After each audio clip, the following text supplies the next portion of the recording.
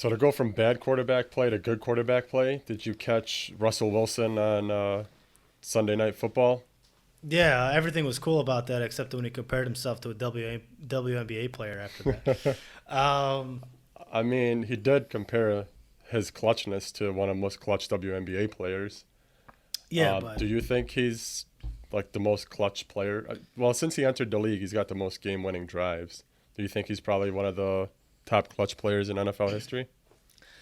I want to say yes, but the only reason I want to say yes is because I never actually got to watch the Joe Montanas and Dan Marinos, those type of players. And then obviously watching Tom Brady play, who's had just fourth quarter comeback after comeback, and Tom Brady was just known as that guy in the fourth quarter. No matter how many points you were down, he was going to lead you and win. So I want to still give it to Tom Brady before Russell Wilson's career is over. But in the last years that how many years he came in 2013, I believe. In that Yeah, span, 2011. oh, was it 2011? In I that think so. span, he's been absolutely crushing it. And with him, it was like kind of with that Tom Brady. No matter what, you're in the game with Rumpelstiltskin until the clock hits zero. And Pete Carroll knows that, and I think that's why the team never panics.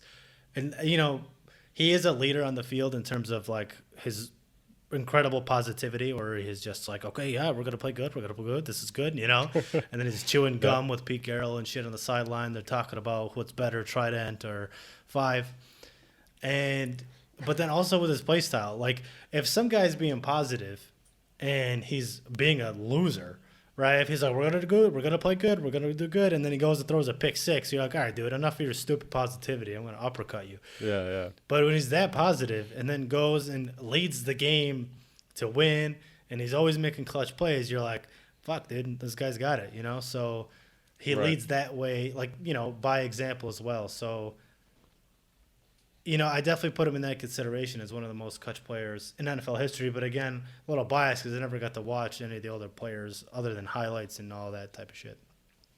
True. Um, Jamal Adams actually just put out a tweet saying DK Metcalf is the next Megatron. Seeing how him and Russell are playing together and seeing his performance, especially on that last drive, would you say that's too far fetched, or you think that's actually possible that he might be the best receiver in the league? Um, I don't put him in the best receiver of the league category like Megatron, but I put him in the Megatron play style. So Megatron, when you look at his route tree, when he played for the Detroit Lions, he ran post routes, go routes, slant routes, hitches. He didn't really do anything extravagant. Of course, he did, post corners and all that stuff, but he didn't because he's so tall. Obviously, inevitably, it's hard to bend and do those type of things, right? So his route tree was very simple, but it worked because he was an incredible athlete and just unguardable with his speed and his strength and all that. So I think that's where DK Metcalf compares to Megatron because similar build, similar skill set, similar route tree, and can excel at that route tree. So he can be, I think that's where he compares. But in turn, I don't think he'll ever be Megatron, with the numbers he put up, and I just don't see him getting to that level. But he's been absolutely crushing it since he's gotten to the league. He's jacked out of his mind, and I think I could see that comparison, but kind of not, I guess, if that makes sense. Yeah, I think you're right. I think where that comparison comes from is from their physical traits and athletic ability.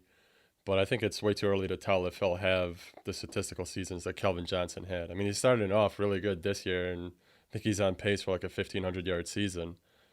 But I feel like that might dwindle down after time. I mean, we're only a quarter way through the season. So I think it's too early to call on the fact that he'll have a career like Calvin Johnson where you consistently put up ridiculous numbers. Um, but at the same time, I think he's fine being in that sort of comparison just for the physical traits, so long as he keeps winning with Russell Yeah, Wilson. for sure. That's the thing, too. I feel like with Calvin Johnson, he succeeded with whatever quarterback he had back there. But with DK Metcalf, I don't know if I'm there yet to say he'll succeed with any quarterback back there.